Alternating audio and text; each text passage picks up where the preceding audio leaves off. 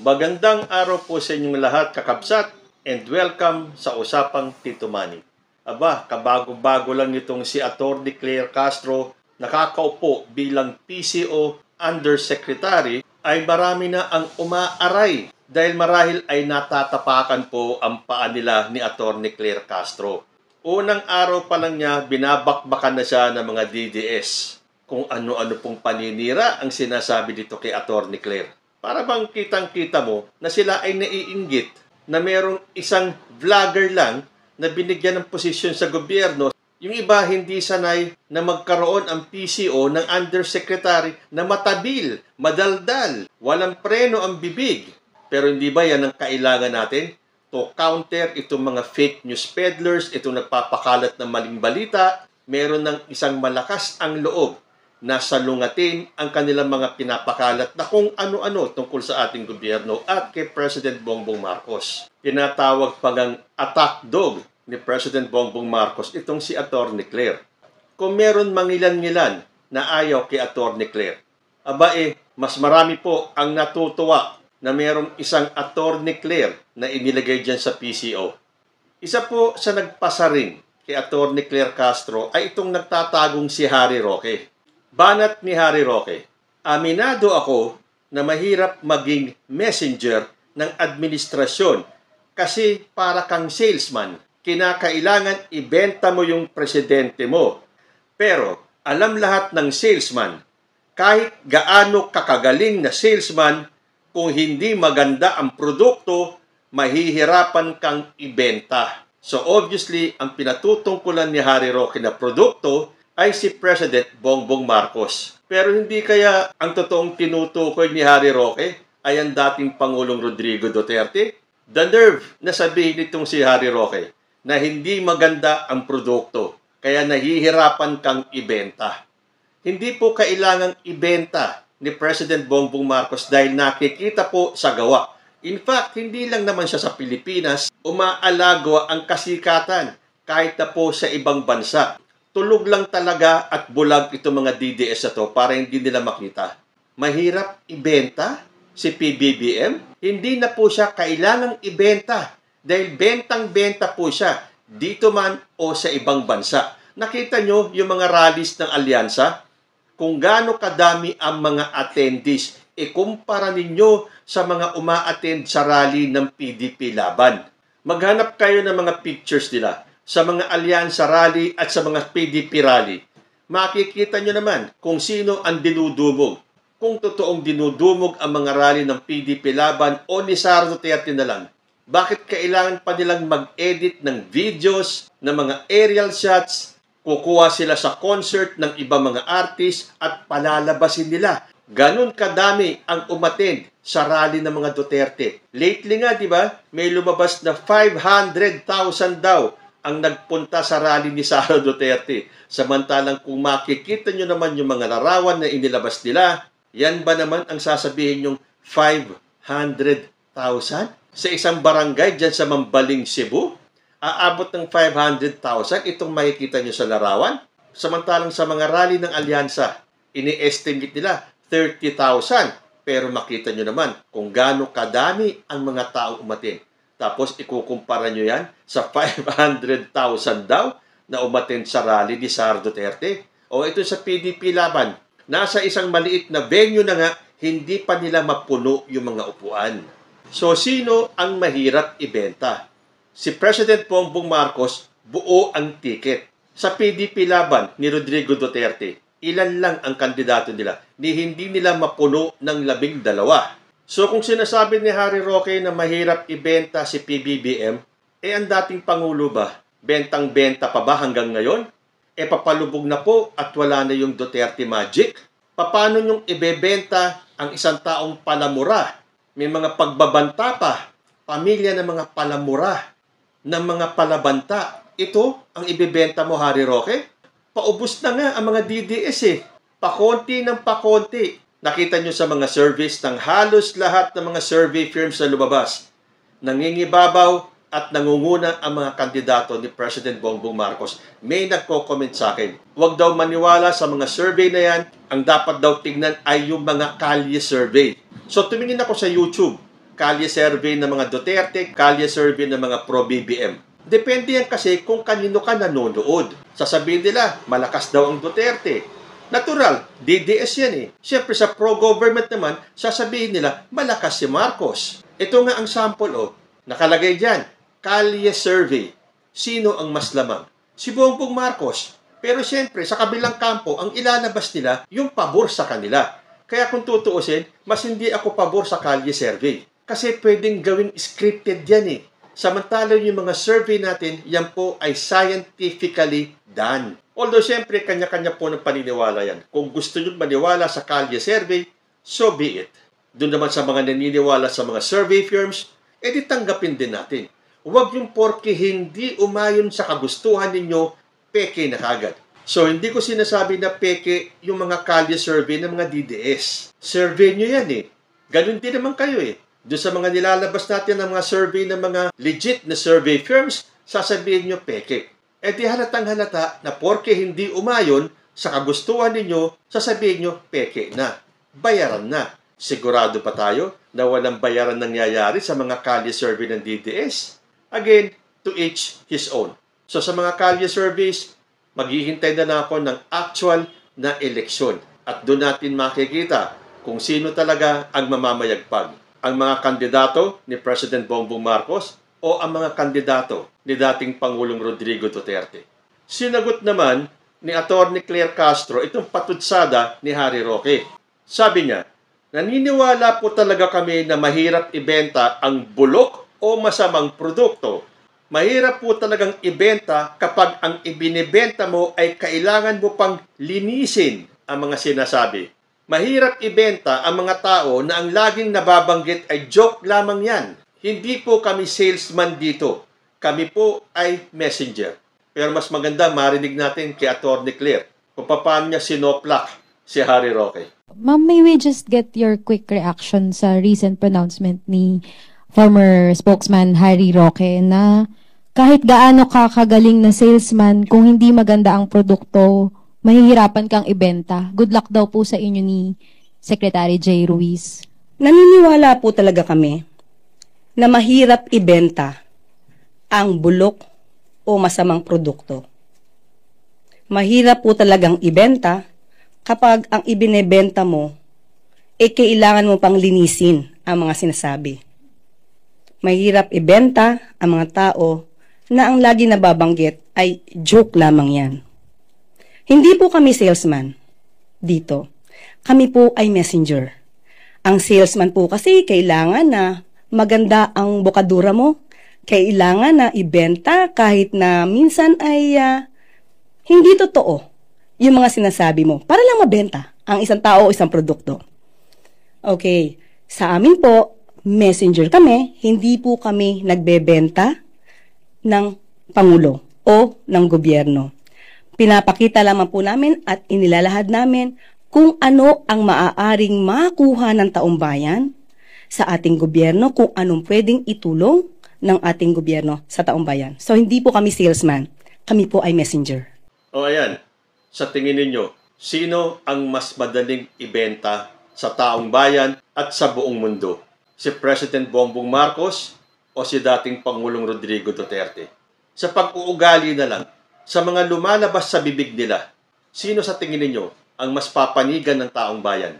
Mas gugustuhin ba ng mga Pilipino na maging leader ang mga taong palamura? Mga taong may galit sa puso at sa sobrang galit nila ay lumalabas sa kanilang mga bibig. Dahil sinabi po sa Biblia, kung ano ang nasa puso mo, lalabas at lalabas yan at mamumutawi sa iyong bibig. Meron po akong gustong basahin sa inyo na post. Ito po ay tungkol sa mga inuugali ng mga Duterte at DDS. Sabi po rito sa Filipino Future, inuugali ng mga Duterte at DDS. Tinawag ni Jesus na katanian ng lahi ng ulupong. Ang mga panlalait, pang-aalimura, pang-aakusa, at pagmumura ni Duterte at pagbabanta ng pagpatay ni Sara kay Pangulong Bongbong Marcos at sa asawa at pinsan niya ay mga ugali at gawain ng dyablo. Ang mga kasamaang lumalabas sa bunganga ng mga Duterte at mga DDS, Pinatunayan ng Biblia na sila ay kampon ng kadiliman at masasamang tao. Sinabi ng Panginoong Hesus, lahi ng mga ulupong, paano kayong makakapagsabi ng mabubuting bagay gayong kayo'y masasama? Kung ano ang nag-uumapaw sa puso ay siyang sinasabi ng bibig. Yan po ay galing sa Biblia, Mateo 12:34. Ngunit, ang lumalabas sa bibig ay nanggagaling sa puso. Yan ang nagpaparumi sa tao. Sapagkat sa puso nanggagaling ang masasamang kaisipan, pagpatay, pangangalunya, pakikiapid, pagnanakaw, pagiging saksi para sa kasinungalingan, at paninirang puri. Galing naman sa Matthew 15:18-19. Nako, parang ang daming traits dito na nasa mga Duterte. Hindi ba kung makapagmura sila at magbanta, ganun-ganun na lamang? Dahil pala, yan mga ugaling yan ang nagpaparumi sa tao. Dahil ang lumalabas sa kanilang mga bibig ay nanggagaling sa puso. Sa puso nanggagaling ang masasamang kaisipan. Tulad ba ng gustong pugutan ng ulo si President Bongbong Marcos? Tulad ba ng gustong ipahukay ang mga labi ni Apo Lakay at isasaboy sa West Philippine Sea? Hindi ba't masasamang kaisipan yon na nanggaling sa puso ni Sara Duterte? Pagpatay, hindi ba't may kinausap na tao na siyang magliligpit kay President Bongbong Marcos kung sakaling mawala si Sara Duterte? Pagnanakaw, hindi ba ito ang inaakusa ngayon kay Sara Duterte kung saan dinala at hindi maipaliwanag ang pera ng taong bayan? Pagiging saksi para sa kasinungalingan, hindi ba sa kampo ng mga Duterte lumalabas ang mga fake news? Sila ang nagiging saksi sa kasinungalingan. Kung maaalala nyo, isa po sa 10 utos, sinabi ng ating Panginoong Diyos, you shall not bear false witness against thy neighbor. Ano itong ginagawa ng mga DDS na nagpapakalat ng maling impormasyon at ng mga fake news? Look around you. Masyado pong laganap ang fake news. Hindi ba yan ay lumalabas sa bearing false witness against your neighbor? Kahit na alam mong mali, uulit-ulitin nyo para magmukhang tama. Hindi ba kayo ay nagkakasala dahil yun po ang sinasabi sa Biblia? At paninirang puri. Lahat na lang ng taga-gobyerno, lahat ng pro-BBM, mula kay President Bongbong Marcos hanggang sa mga opisyalis ng gobyerno, hindi ba't puro paninirang puri ang ginagawa nila? Kaya alam ninyo, hindi po tayo dapat mabahala. Dahil ang mga gumagawa po ng fake news, gumagawa ng mga kasinungalingan, paninirang puri, may mga masasamang isipan, ay nagkakasala. Sa bagay, baliwala po ito sa mga Duterte. Hindi ba't galing mismo kay dating Pangulo na magkikita-kita daw sila sa impyerno at hihintayin daw sila ng dating Pangulo doon? At sino ang sasalubong sa kanila? Hindi ba't galing din mismo kay Sara Duterte na siya ang presidente ng impyerno? Yang mga yan po ay hindi fake news dahil narinig po natin lahat yan na nanggaling mismo kay Duterte at kay Sara, na si Sara Duterte ang presidente ng impyerno at ang dating Pangulo naman ang maghihintay sa kanyang mga alipores dahil ang punta daw nila ay sa impyerno. Kaya magtataka pa ba tayo kung bakit kinakarma itong si dating Pangulong Rodrigo Duterte at damay ang kanyang pamilya at ang kanyang buong kampo? Sabi nga dito sa post na nabasa ko, karma is working. Nakulong si Kibuloy, nagtatago si Bantag, Roque at Teves, bumaliktad si Garma at Espinosa, paubos na DDS sa Senado, na-impeach si Sara, nadakip ang drug lord, nilalamon na ng lupa si Tandang Duterte. Pero bakit kaya sa kinakarma? Dahil ba sa kanyang pagmumura? Sa kanyang mga kasinungalingan? Sa kanyang mga pagbabanta? Ako, I don't think so. Kasi pwede pa siyang mapatawad ng Diyos. Kung siya man ay nagkasala, humingi siya ng kapatawaran sa ating Panginoon at siguradong igagawad sa Kanya. Ang hindi mapapatawad ng ating Diyos ay ang hamakin siya. Sabi nga sa Deuteronomy 6:16, do not put the Lord your God to the test. Natatandaan niyo po ba yung lumabas na video ni Duterte kung saan sinabi niya that God is a stupid God? Stupido talaga tong PI na ... Sa tingin niyo may kapatawaran yung ginawa ni Duterte sa ating Panginoon? Sabi pa niya, "Your God is not my God." Sino kaya ang Diyos nitong si Duterte? Ang Diyos din ni Kibuloy? Dahil ang Diyos po ni Kibuloy, hindi po pwedeng maging Diyos natin. Dahil kung ang Diyos natin, ang Diyos ni Kibuloy, ginagawa nilang sinungaling ang ating Panginoon Diyos. Dahil hindi po pwedeng magsinungaling ang Ama. Yung pong totoong Ama natin sa langit. Dahil pinagpipilitan ni Kibuloy na siya ang anak ng Diyos. Na siya ang pumalit sa pwesto ni Hesukristo. Na siya na ang tinaguriang the way, the truth, and the life. At walang makakapunta sa atin sa langit kung hindi dadaan kay Kibuloy. Yan siguro ang sinasabing Diyos nitong si Duterte. Hindi nga ba't matapos bitawan nitong si Duterte ang mga salitang panghahamak sa Diyos, naglabas siya ng statement. Sabi niya, "Huwag kayong maniwala dyan sa mga buang na obispo na yan.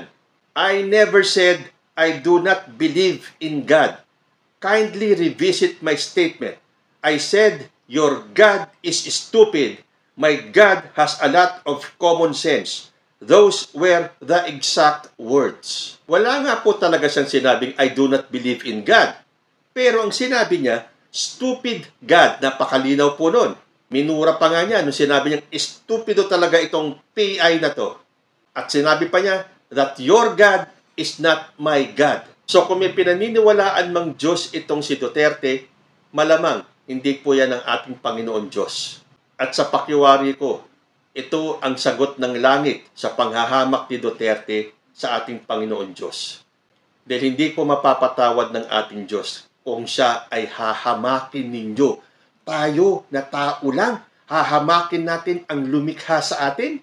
Ay malaki pong kaparusahan ang maghihintay sa taong manghahamak sa ating Diyos. Kung kayo ay nanonood ng YouTube o nagbabasa ng balita, ilan na pong mga tao, in fact, yung mga prominenteng personalidad pa, yung mga nanghamak at kinwestiyon, and they put God to a test, ano po ang nangyari sa kanila?